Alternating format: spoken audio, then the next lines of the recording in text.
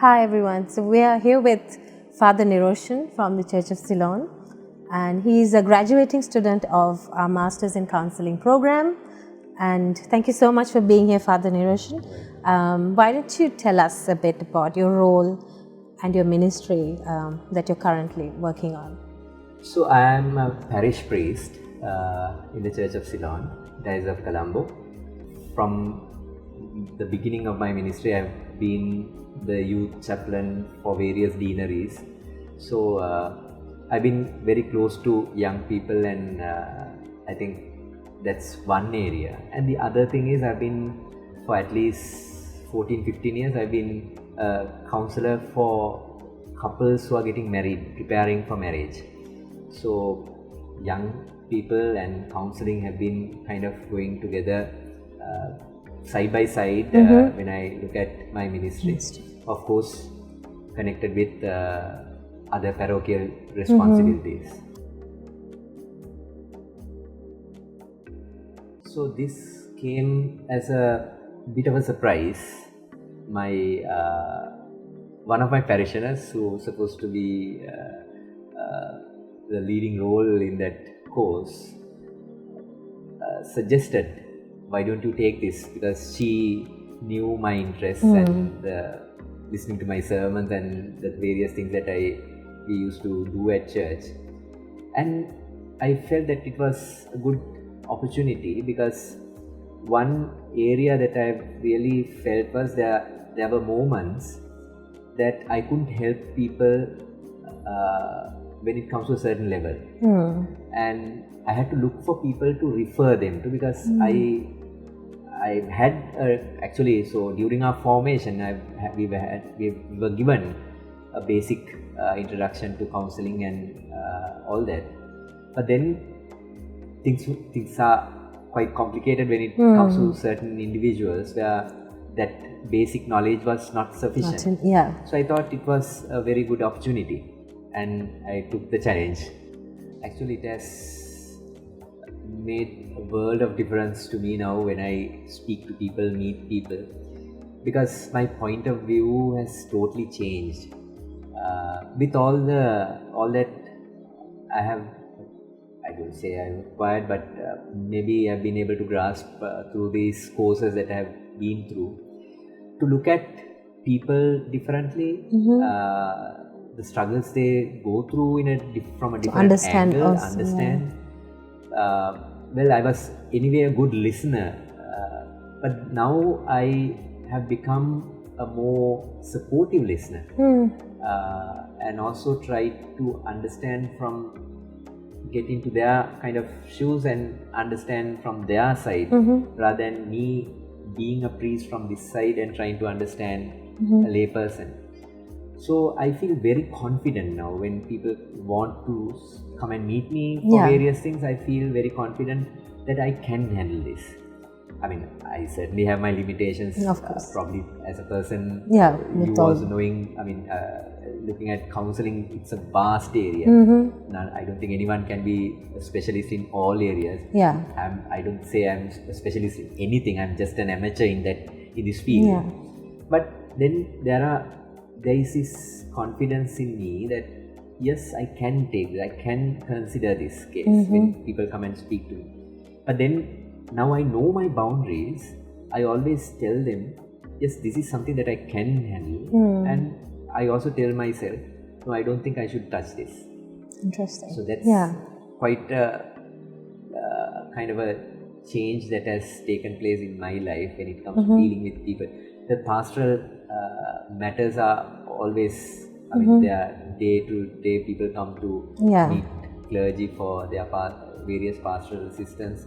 But now I am able to go a step further with them because of what I have gained through this course. And I must say, the course that CTS offers is a very wholesome course, which I would say it helped me a lot. Not just making me become a person who could help other people, but it made me become a better person, I would say. So I'm not a bad person, but that's very interesting to hear. it made me become a better person. I think I've grown up a lot since I started this course. So I've always someone who promoted worship among young people, and I always saw that worship had something to do for young people, because I'm someone who grew up very much closer to the altar, I would say. So I was a chorister from the day that I was able to read the hymn book. I was a chorister. So that experience, though we were a little naughty sometimes, it did make an impact. And also we have experiences of young people gathering in churches for various things, and things have changed now, but those days it was very difficult to send children home. That was one struggle clergy had. They used to close the church, off the lights, and ask the children go home. Okay. Compared to what it is now, where they have other interests now. So I realized that did have an impact on our upbringing. And also when we became, during our formation as clergy, when we study liturgy, we see all those interesting aspects in liturgy which can actually touch human nature altogether. Only if they worship meaningfully or knowingly what they are doing. If they are just going to go through just a book, or just like parrots respond to the prayers that the priest says, nothing good might come out of it. But if they really know what they are doing in worship, it can certainly have a major impact on life. And working with young people, I used to always do experimental worship. Okay. Whenever we go on camp, I would always look at outdoors, different locations, and different ways of doing liturgy, communicating with them, which captured their interest rather than just sitting on a pew in a church.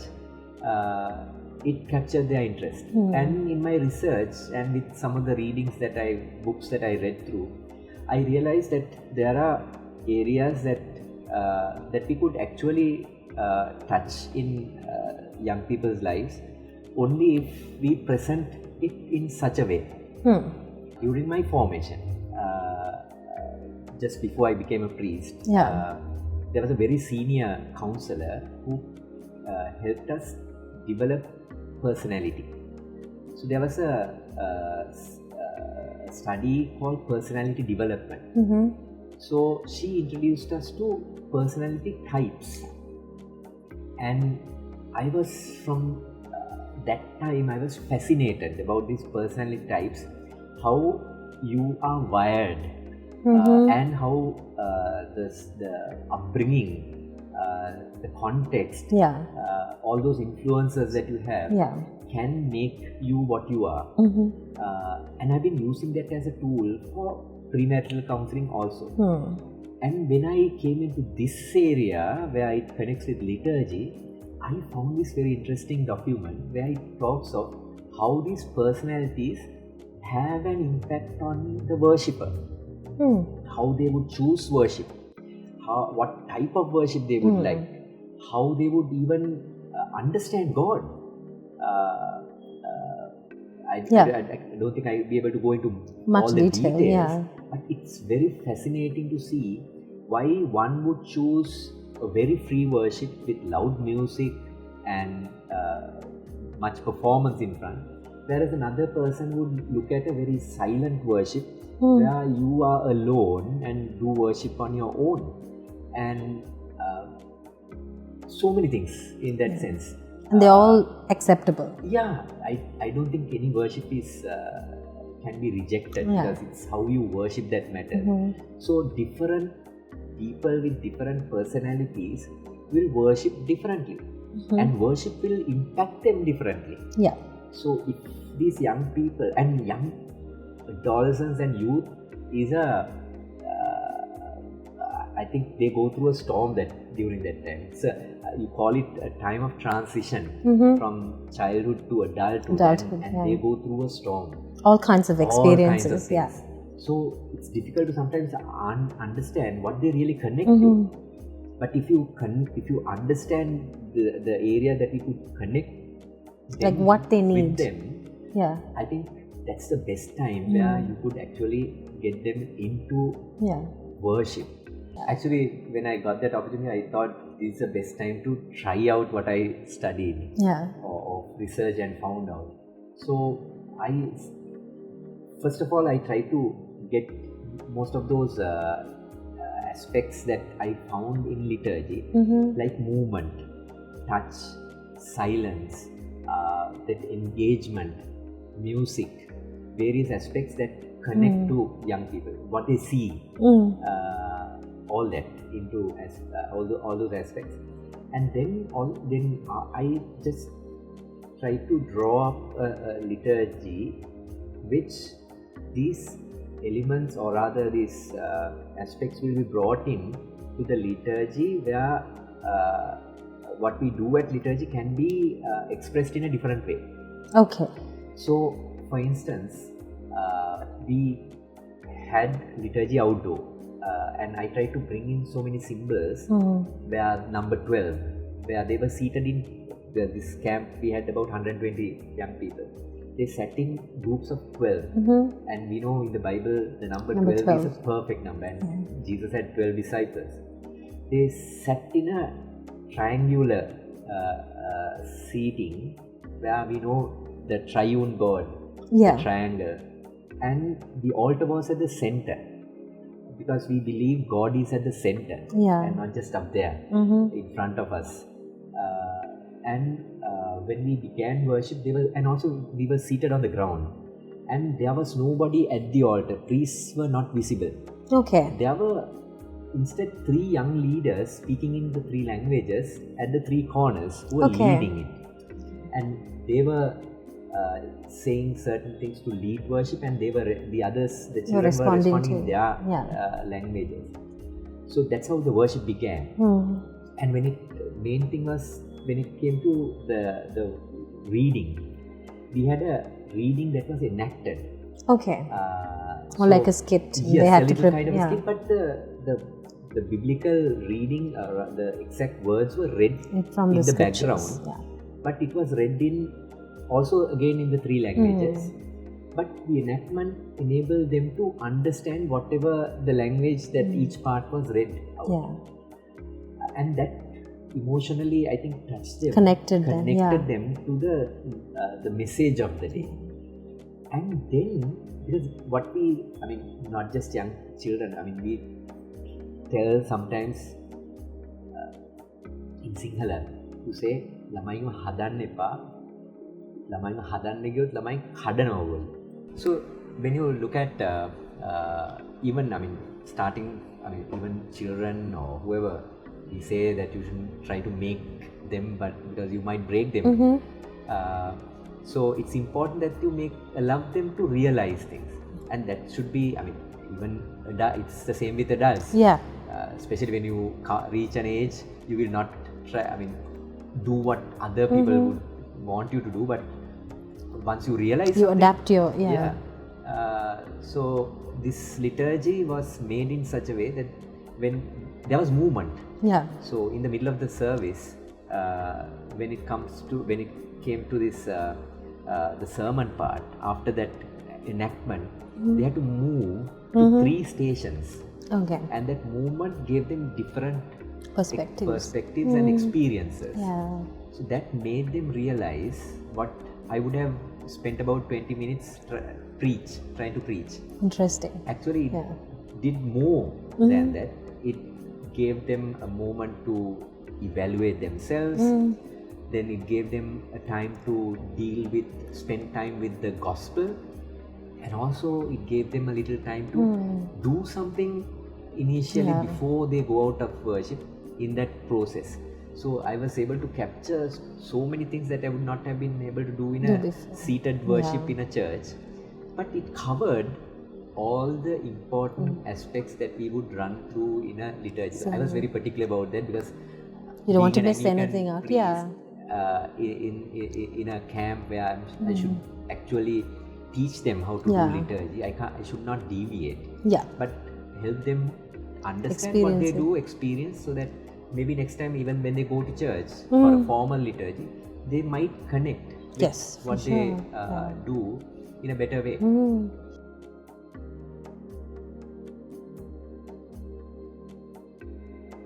Yeah, so actually it was premarital counseling that got me so interested in counseling. And this training, or the formation, I would say, than a training, or to be frank, I was not too interested in this master's thing. I wanted a little bit more capacity, skill set, that I could actually do my task better. So that was my focus. So even if I got through this, graduated, that was not a big deal. I was realizing that going through each course, that I was developing and I was learning more. So I didn't have to actually graduate for me to. You're happy you are I'm graduating. happy. Because I never thought that I will graduate. Well, it was a very tough call when it comes to responsibilities in church, family, and managing all that. But thank God I was able to finish it. And yes, it has certainly helped me in so many areas, which I wouldn't say I was blind, but now I'm able to do better. I am able to see through certain situations in family life than what I used to be, because I've now been through this course, I've been now open to so many other areas of human psychology, which I think is the secret behind it. Interesting. Thank you so much, Father Niroshan, for your time, and it's been amazing, talking to you about your journey and how it has helped you build your skills and apply and help people in your ministry. Thank you.